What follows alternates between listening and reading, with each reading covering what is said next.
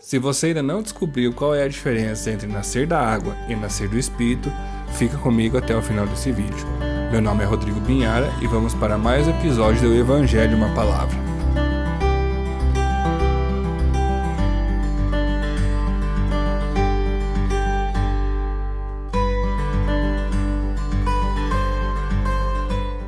Olá a todos!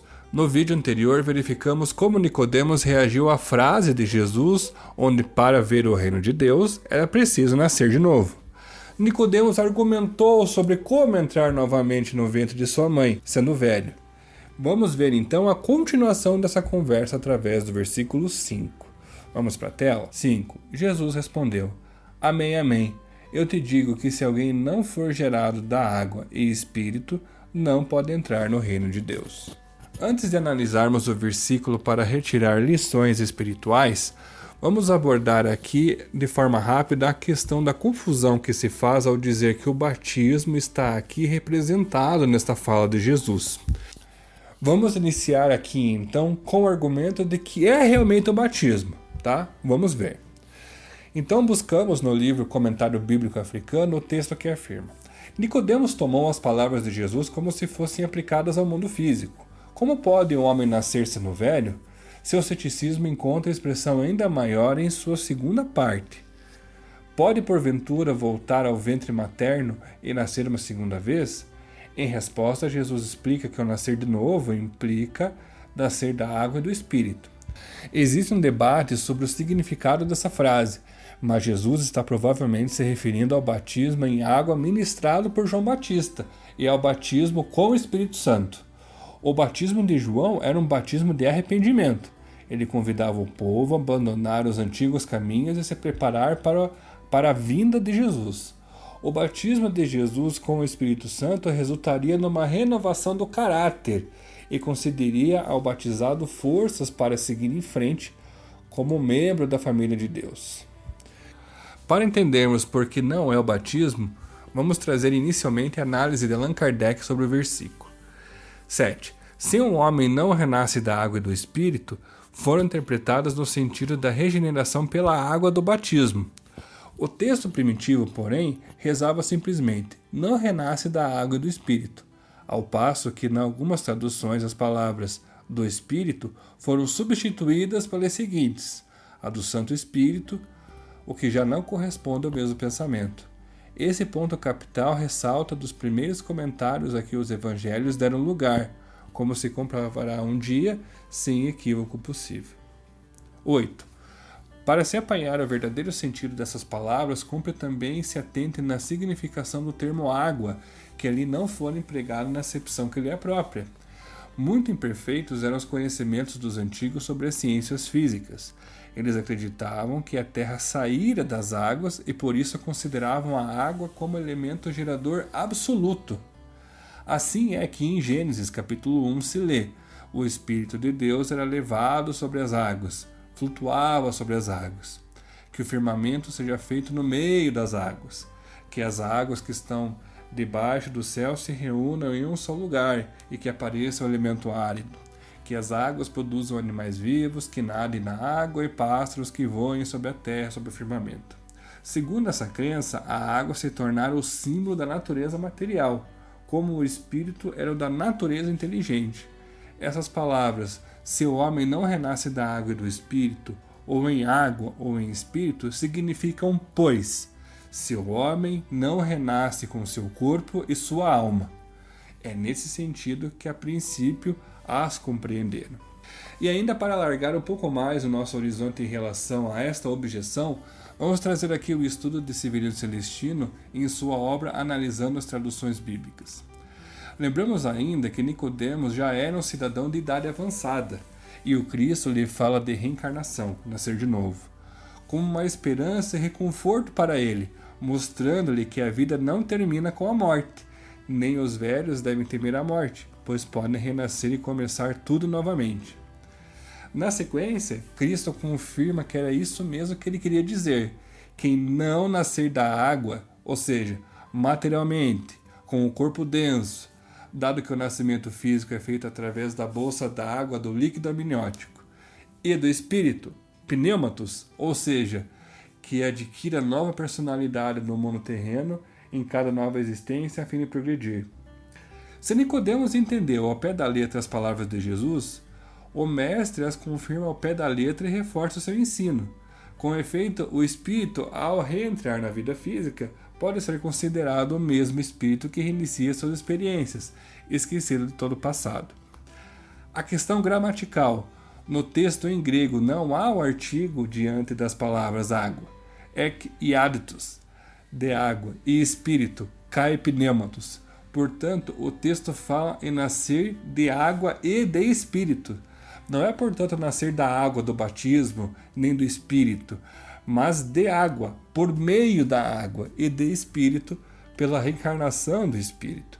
O primeiro versículo do Gênesis, o 1:1, fala que no princípio criou Deus os céus e a terra.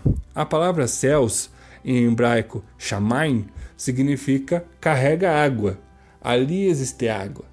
Fogo e água, que misturados um ao outro, formaram os céus. Como podemos observar, tudo começou com as águas. Água é vida, e essa era a crença geral naquela época. É lógico que o Cristo não falava de batismo, e sim de retorno através da água. Se o Cristo falava realmente do batismo para Nicodemos, por que não convidou ele para se batizar? E por que o próprio Cristo não se batizou? Ou o Cristo o batizou? Leiamos em João capítulo 4, versículo 2, que o Cristo não batizava. Quem batizava eram os discípulos.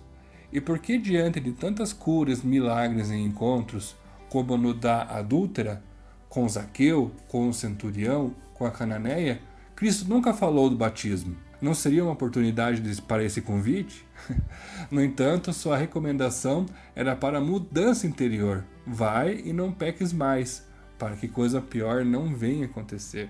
Importante aqui observarmos que a comparação entre as traduções da Bíblia nos traz uma visão mais profunda das Escrituras, pelo simples fato de a curiosidade de nos levar a buscar o porquê existem diferenças entre elas. Então houve, ao longo dos últimos séculos, tentativas de cada corrente religiosa traduzir a Bíblia de acordo com a sua visão, desrespeitando muitas vezes a tradução das palavras e os seus sentidos verdadeiros, como o caso da palavra água, que não tem nada a ver com batismo, e sim com materialidade, geração de matéria. Se o verbo aqui é gerar e que é a tradução correta da palavra, como poderia o batismo e o Espírito Santo gerar e criar algo, se quem cria é somente Deus? Lembrando que a palavra espírito em hebraico é ruach, que significa vento, espírito não tendo nada a ver com o Espírito Santo. Os conceitos de batismo e Espírito Santo são outros. Não é porque não se entende facilmente o que está escrito que vai se tentar adaptar alguma coisa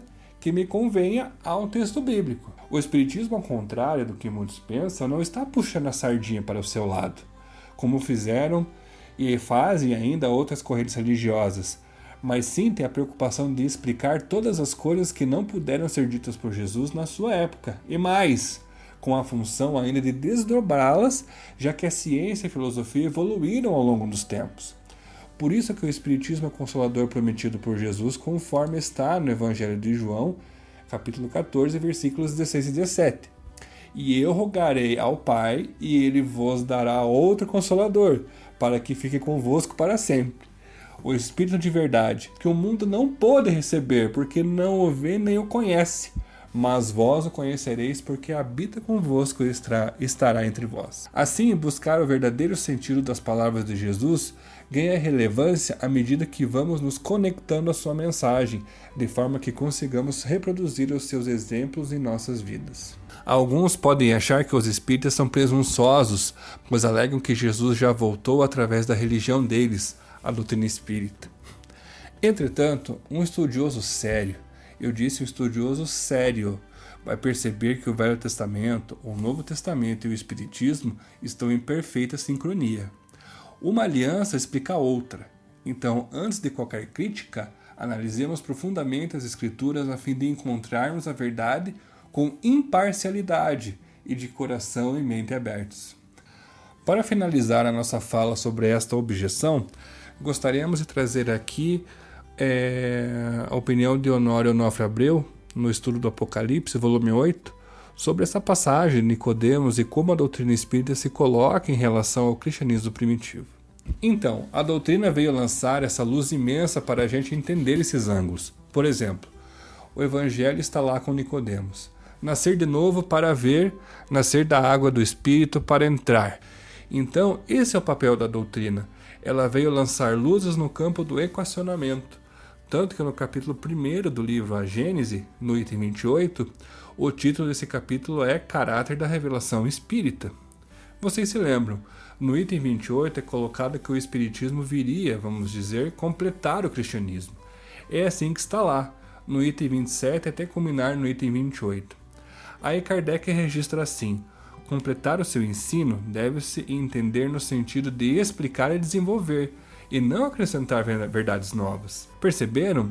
Porque de algum modo tudo se encontra ali, em estado de germe, faltando apenas a chave para que se aprenda o seu verdadeiro sentido. E essa chave está completa no Espiritismo. Então a doutrina espírita vem completar o cristianismo, no sentido de completar e de desenvolver. É o que nós estamos analisando aqui. Honório Abreu se referia aqui ao cristianismo primitivo, diferente das tradições cristãs que vieram depois. O Espiritismo não tem a preocupação de explicar os dogmas e rituais criados pelos movimentos religiosos da Alta e Baixa Idade Média, mas sim completar e desenvolver o cristianismo primitivo, que tinha como religião principal o judaísmo e o ator principal, nosso Senhor Jesus Cristo. Dessa forma, como já nos explicaram Kardec e Severino Celestino, nascer da água é nascer com um corpo físico e nascer do espírito é a cada nascimento físico, progredir intelectualmente e moralmente, ou seja, os corpos físicos que já vestimos, o atual e os próximos que voltarão ao pó. Então, o espírito progride ao longo de todo esse tempo. A isso chamamos reencarnação. No estudo Encontros Terapêuticos com Jesus, Alírio Cerqueira Filho vai desdobrar a ideia de reencarnação ao tratar do que ele mesmo denominou Síndrome de Nicodemos. O que é nascer do espírito? Qual é o objetivo maior da reencarnação? A evolução. Nascer do espírito é exatamente a linguagem paulina do nascer do homem novo a partir do homem velho que Nicodemos não queria aceitar. Então, cada reencarnação, para que serve? A reencarnação não é para que nós evoluamos? Evoluir é nascer em espírito, onde em cada existência nós somos convidados a nos auto-iluminar o máximo possível. Fazer nascer no espírito o homem novo em nós, quantas vezes forem necessárias, até a purificação onde nós alcançaremos o grau de espírito puro. Então, até a completa purificação, nós vamos repetir esse ciclo de nascer, renascer quantas vezes forem necessárias. Seria muito fácil, basta batizar e pronto, já está no reino dos céus. Se a realidade fosse assim, quantas pessoas corruptas se batizariam e continuam corruptas, até mesmo os próprios líderes religiosos que estão ali batizando? Se uma cerimônia resolvesse os nossos problemas, era fácil de mudar a humanidade. Basta batizar todo mundo, basta tomar passe uma vez de semana e está quites com Deus. É a superficialidade. A síndrome de Nicodemos se manifesta em todo esse processo de superficialização, onde a pessoa acredita que, bastando fazer algumas coisas superficiais, puramente exteriores, ela está conseguindo o reino dos céus. Vamos lembrar aqui que já trabalhamos o conceito de reino de Deus. Ele está no vídeo número 4, onde estudamos o versículo 3, nessa passagem de Nicodemos. É só acessar lá que vocês vão poder ver os desdobramentos que encontramos. Falando em episódios anteriores, lembram lá no vídeo número 2, onde abordamos o contexto geral da vida de Nicodemos? Lembram que para ser membro do Sinédrio é preciso ter algumas qualificações? Pois bem, uma delas era ter conhecimento de outras religiões, bem como dos ensinamentos da idolatria e das artes ocultas, para poderem julgar casos envolvendo essas questões. Vamos então voltar ao livro Primícias do Reino, de Amélia Rodrigues, onde ela vai nos trazer o que veio à mente de Nicodemos quando Jesus pronunciou esse versículo. Lembrando que Nicodemos, a esta altura, já estava extremamente avexado pelos comentários que fez anteriormente. Vamos lá. Quando eu me refiro a nascer de novo, prosseguiu o Rabi, deseja elucidar quanto à necessidade de nascer da água e do Espírito. O que é nascido da carne é carne, o que é nascido do Espírito é Espírito. Estranha informação. Nicodemos pensa, então os esseus, ou essênios, estavam informados quanto ao reino de Deus? Também eles falavam como os antigos e a tradição a respeito dos renascimentos. Sabia que nos mistérios egípcios, além da metempsicose com quem se ameaçavam os maus, os sacerdotes falavam aos iniciados sobre os diversos avatares do espírito, para se despojarem dos crimes e das imperfeições. Seria então esse nascer de novo igual da doutrina de vidas passadas a que se reportavam os hindus e os gregos? Parecia-lhe lógica a necessidade de renascer, pagar numa vida os débitos angariados noutra, refazer o caminho percorrido, retificando erros, corrigindo arestas. Nicodemos mentalmente entendeu o processo da reencarnação, o processo do nascer de novo, mas ele ainda terá perguntas, como veremos nos próximos episódios. Fazendo uma conexão com o termo que usamos agora há pouco, corrigindo arestas, vamos dar um exemplo contado por Honório Abreu à luz do nascer de novo, de como essa correção de arestas acontece no nosso dia a dia. Vamos dizer que você coloca na cabeça que tem um cunhado que você não gosta dele de jeito nenhum. Aí você vai colocando, eu tenho que ter paciência com esse cara, mas não tem jeito, tenho que ter. De vez em quando você ainda dá uma rasteira nele e tal. Mas, num determinado dia, você se aproximou dele e, por alguma razão, por algum acontecimento, no final você deu um abraço nele. Aí vão dizer, puxa, aquilo que você fez foi ótimo, dando um abraço nele. E aí os espíritos vão falar assim, nossa, nasceu um novo caractere, que representa uma abertura de coração para um novo momento. Isso é atitude, não é só proposta mental. Então a proposta mental ela foi sendo gestada e fecundou. E a operação levada a efeito representa o nascimento.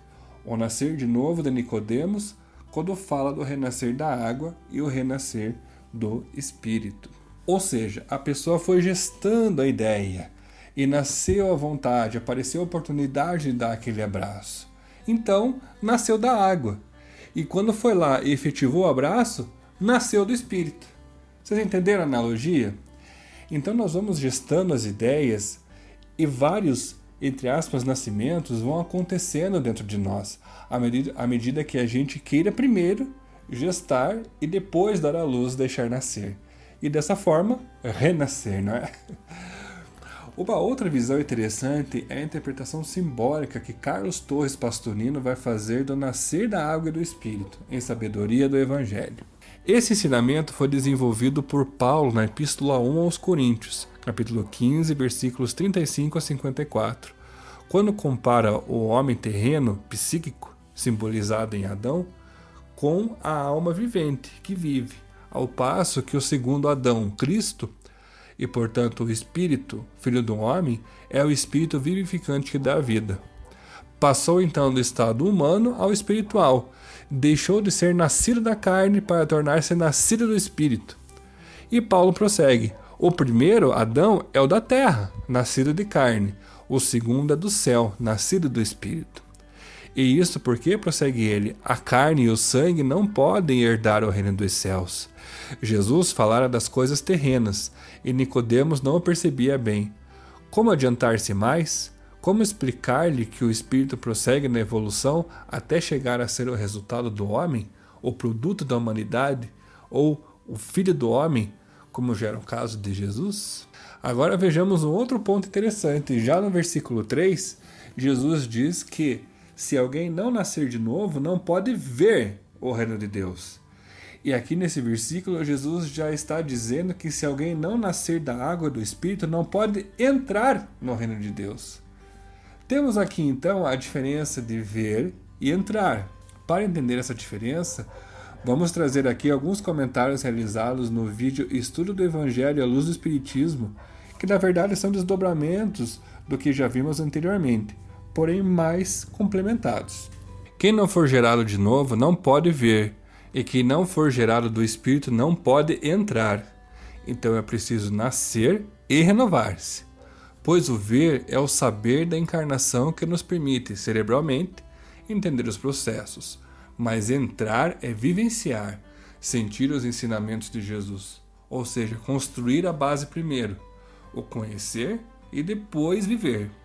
Nicodemos queria entrar pelo telhado, ou seja, já queria estar no reino de Deus, sem sentir a mecânica da vida.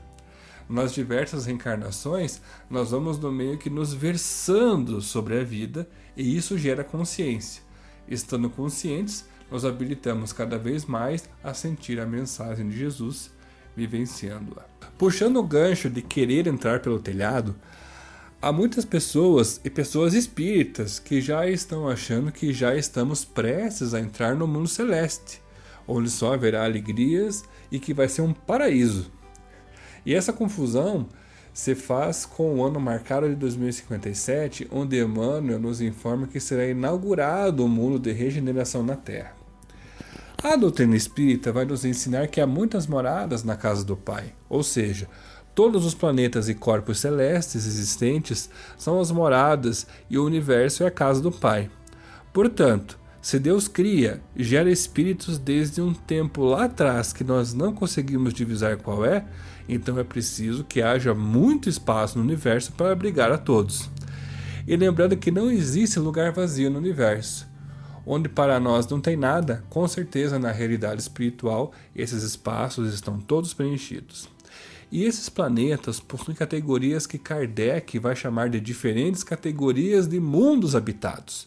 Então, relembrando, há 5 tipos de mundos: mundos primitivos, mundos de provas e expiações, mundos de regeneração, mundos ditosos, mundos celestes ou divinos. Independentemente da categoria do mundo em que se vive, é possível individualmente alcançar o mundo celeste, porque em paralelo à nossa própria evolução existe a evolução dos mundos habitados, e no universo existem todas as categorias de mundo. O ponto aqui é: os mundos celestes são moradas daqueles que alcançaram o reino de Deus, mas eles só chegaram lá porque eles alcançaram o reino dentro de si, senão não estariam vivendo lá. Embora o mundo celeste seja um mundo só de coisas boas, quem não alcançar o reino por dentro não alcança o reino de fora, metaforicamente falando. E se o meu planeta atual? E se ele mudar de categoria? E se ele evoluir e ainda não tiver evoluído a um certo grau para poder habitá-lo? Vejamos que são como as séries de uma escola, onde eu tenho que tirar notas boas para ir para frente, senão eu recomeço tudo de novo. Então os planetas têm certos pontos de chegada para você continuar nele. Dessa forma, se você não atingir este ponto mínimo de evolução, você será recambiado para outro mundo de mesma categoria para reaprender e futuramente poder passar para uma nova categoria de mundo. Da mesma forma, se você se adiantar mais, será convidado a subir para outros patamares. Então, o reino de Deus não está fora do planeta, está dentro, para aí alcançarmos, irmos para um lugar de felicidades. Não é porque se leu algum conteúdo que esse conteúdo já foi vencido. Ele somente passa a ser vencido quando refletirmos ele no cotidiano, ou vivermos com espontaneidade. Nicodemos sabia muito, mas não viveu os ensinamentos. Ele ainda não tinha vencido o conteúdo, porque não o pôs em prática. Então, transição planetária, mundo de regeneração, nós construímos primeiro por dentro, para poder depois vivê-los. E fazemos isso através das reencarnações. E fechando aí aqui em grande estilo, conforme nos lembra Martins Peralva no livro Estudando o Evangelho, na verdade vos digo que aquele que não nascer da água e do Espírito não pode entrar no reino de Deus. Palavras que mais tarde o Consolador, pelo próprio Jesus prometido, transformaria no nascer, morrer, renascer, ainda e progredir sempre. Tal é a lei. Essa frase de Kardec exprime exatamente esse versículo que estudamos hoje. Fantástica ligação entre o Evangelho e a doutrina espírita, não é mesmo? Não tem como negar como as coisas estão conectadas. No próximo vídeo vamos dar continuidade à fala de Jesus, trazendo outros vieses que possam nos interessar. Vejam que já estamos no 6º episódio tratando da palavra Nicodemos, mas nós não temos pressa. Vamos com calma e trazendo tudo aquilo de bom que encontrarmos para podermos aprender em conjunto. Comentem aqui embaixo sobre o vídeo, lembrando que os episódios anteriores estão disponíveis em nosso canal e continua aguardando as sugestões de novas palavras. Agradecemos a sua atenção, que Deus abençoe você e a sua família e até o próximo vídeo. Tchau, tchau.